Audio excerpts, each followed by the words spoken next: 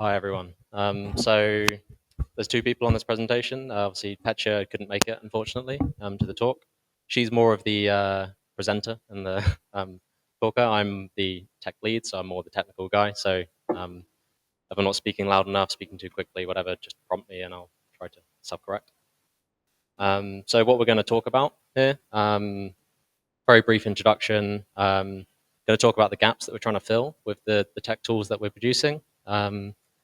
Open mapping solutions that are available in the tech tool suite, and then some questions and things that we can stay in touch over after.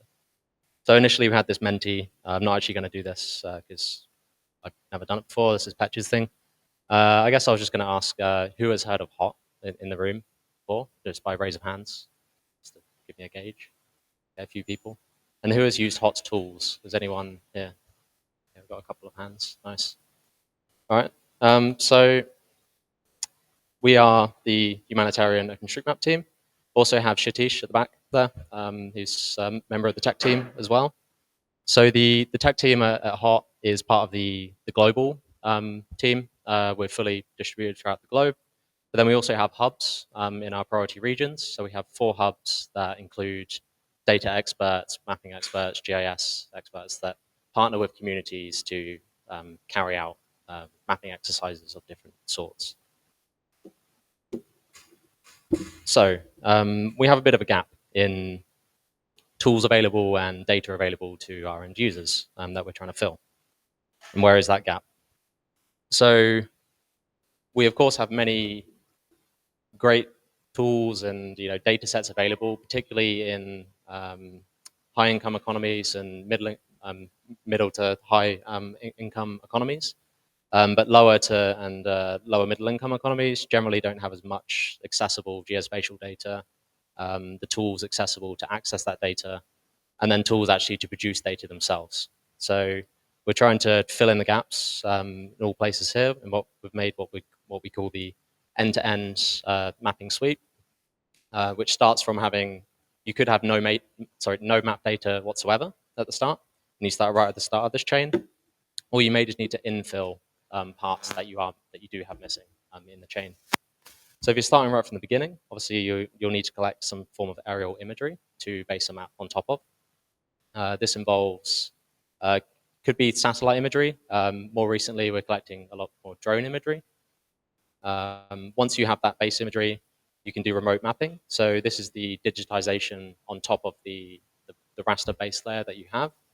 You then add your buildings, your roads, your rivers, and associated features on the map. We can augment that with AI-assisted mapping as well, which is something that I mentioned Shatish in the room is working on.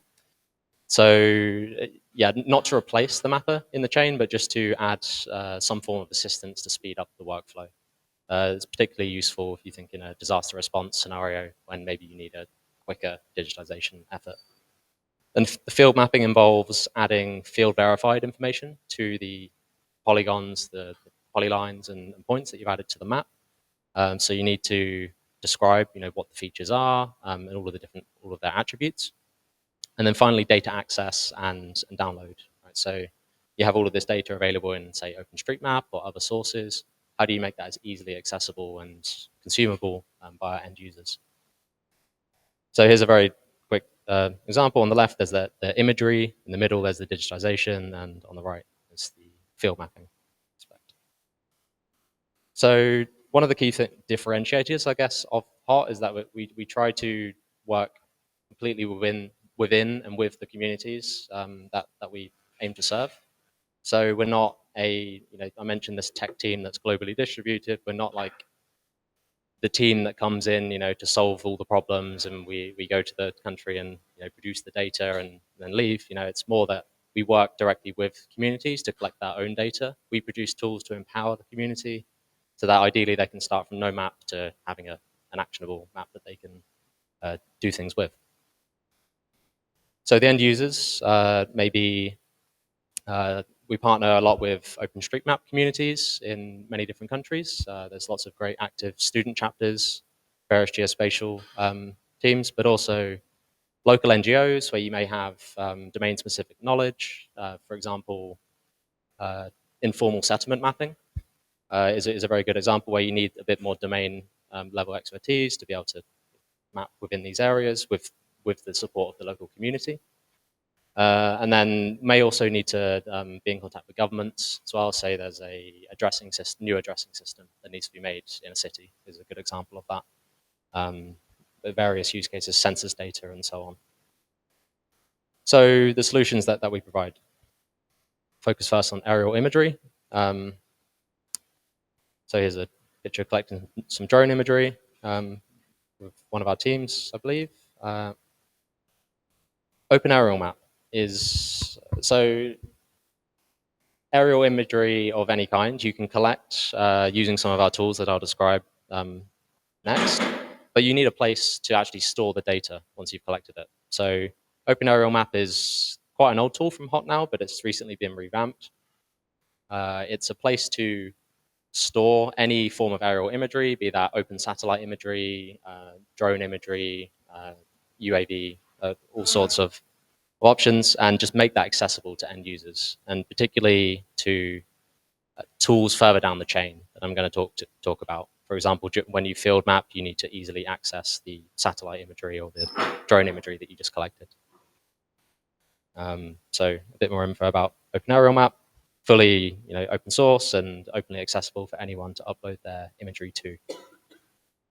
So to populate Open Aerial Map, we have a tool called the Drone Tasking Manager. Now this is one of our most recent tools that's currently in a beta phase, but it's been actively used in a very good project in Freetown, Sierra Leone, where we've just collected a data set that's probably the first of its kind, a fully community-generated data set using local operators to subdivide an area of 80 kilometers squared. Everyone collects their own patch of imagery, and then we then mosaic all of that imagery together into the final product of the digital elevation model and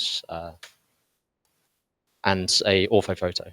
So this is, again, open tool that you can access, and you can coordinate amongst mappers to subdivide an area, and everybody within a community will go out with their own drones, and very cheaply accessible drones, I should stress, to collaboratively collect drone imagery. So yeah, development started not long ago, as I mentioned, and this is something that we're really actively developing. Remote mapping. Many of you may have heard of HOT through the Tasking Manager. So this is where Tasking Manager fits in. This is where HOT really became an organization through the Missing Maps campaign. And this is where we have mapathons, teams of people from around the world that come together to support during disaster response or just general development goals to better digitize and map areas. So once you have, like I say, once you have the area to map as a raster image, then you can then actually add your digitization on top.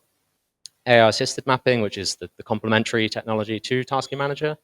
Also, FAIR is where you can generate imagery using local models. So buildings and various features differ greatly throughout the world. Obviously, we have great models for many regions in high-income economies, but a good example of this, one of the canonical ones would be a circular-shaped buildings, right? For example, in South Sudan, this is quite a common thing.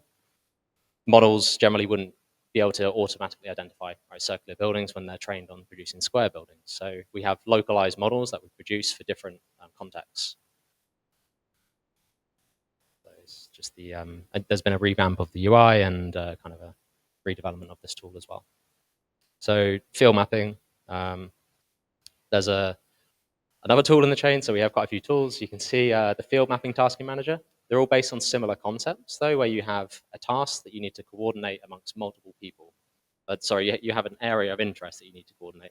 And you need to subdivide into multiple tasks, so then you can then assign tasks to users, or they can self-assign, and you can very easily coordinate. So for field mapping, obviously the task splitting is a bit more complex. You can't just use square boundaries. You may need to cross non-traversable boundaries such as highways or rivers, railways. So you need some for more sophisticated task splitting, which we include. But field TM allows you to subdivide your area, go out into the field, your team, also work offline, and add those extra tags, the extra attributes that are attached to each geometry. So in this case, it will be building mapping, as you can see on the right. And then the final part is the data access.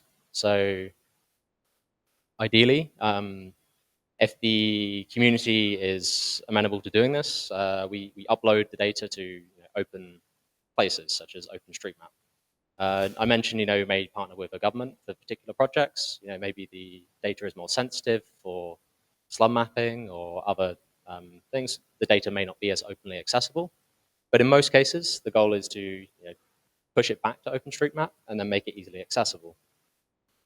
So we have a few, it's kind of just basically what I was saying, right? When you want to make actionable insights, you need open data and you need it to be easily accessible. Particularly to those that need it the most, not the people that have the skill set, to use GIS tools and, easily extract this data. You need very easily accessible tools. So we have a tool called Export Tool that allows users to generate various types of data based on different areas, different criteria for their needs. We also upload to the Humanitarian Data Exchange curated data sets that we produce to aid humanitarian response. And then the map use is more left down to the user in many cases, but we do also offer a hosted UMAP instance. UMAP is a very nice tool to make more visual stories of the data progression over time, and you can convey your message that you want to convey with your data in a map format. So that's also available. So yeah, wrapping up, they're all the stages. There's the that I've just covered there, and yeah, that's pretty much it. All of these tools are open source. They're all available on GitHub. There is this discussion around obviously using proprietary GitHub. We're a bit too embedded in the ecosystem, unfortunately, to easily move away from that. We also have a Slack, again, instead of other tools, but just because we have a community of about 4,000 or 4,500 people that are in Slack, it's quite hard to migrate everyone away from these tools. So, but yeah, if you want to stay in touch, then and you're open to using Slack, there's also connectors to use. Tisha, I don't know if you can remind me the name of the connect matrix. Is that? Yeah. Yeah, so you can also use Matrix, which is an open way to connect via Slack, or reach out by email, and yeah, we can either help with mapping if you have particular use case in a region, or if you wish to. One thing we'd love to do is build more of a tech community around our tools. I think many people may feel intimidated or feel that we already are on top of everything, in terms of the development. We're a very small tech team, though. Covering a lot of tools, as I mentioned. So if there are any developers in the room that wish to contribute, we're pretty active on GitHub and Slack. We'd love your support to help develop our tools. Yeah, that's the end of the talk. So